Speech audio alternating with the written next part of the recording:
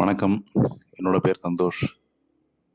இப்போ தான் முதல்ல நம்ம யூடியூப் சேனலில் முதல் வீடியோ போடுறோம். ஸோ சிவில் சம்மந்தமான வீடியோக்கள் தான் அப்லோட் பண்ணலான்னு இருக்கேன். சப்போர்ட் பண்ணுங்கள், லைக் பண்ணுங்கள், ஷேர் பண்ணுங்கள், கமெண்ட்ஸ் பண்ணுங்கள். உங்கள் எல்லா கமெண்ட்ஸுக்கும் நான் ஆன்சர் பண்ண ட்ரை பண்ணுறேன். மற்றபடி இன்றைக்கி நம்ம என்ன பார்க்க போகிறோம்னா, ரூஃபில் வாட்டர் ப்ரூஃபிங் பண்ணுறது எப்படின்னு சொல்லி நான் என்னோடய மெத்தடில் பண்ணதை வந்துட்டு பார்க்க போகிறோம். ஃபஸ்ட்டு இந்த மாதிரி பேட்ச் ஒர்க் தான் பண்ணியிருந்தோம், ஆனால் அது நமக்கு செட் ஆகலை.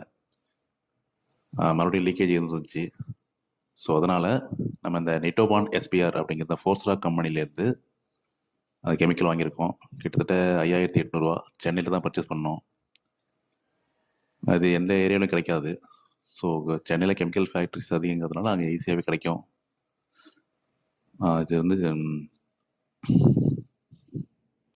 கெமிக்கலோட ரேஷியோ பார்த்திங்கன்னா 1:1:3 ரேஷியோ. அது அதாவது 1 பங்கு எஸ்பிஆர் கெமிக்கல், 1 பங்கு தண்ணி, 3 பங்கு சிமெண்ட்டு. இந்த ரேஷியோவில் நம்ம ஆட் பண்ண போகிறோம். பார்த்தீங்கன்னா முதல்ல நம்ம ரூஃப் வந்துட்டு ப்ரஷ்ஷோ இல்லை விளக்குமாறு வச்சு நல்லா ஃபுல்லாக க்ளீன் பண்ணிக்கணும். கொஞ்சம் கூட டஸ்ட் இருக்கிற மாதிரி பண்ணிக்கணும். அதுக்கப்புறம் இந்த கெமிக்கல் வந்துட்டு இந்த சொன்ன ரேஷியோ கூட கலந்துட்டு ஒரு பெயிண்ட் ப்ரஷ் 4-5 பெயிண்ட் ப்ரஷ் இருந்தாலே போதும்.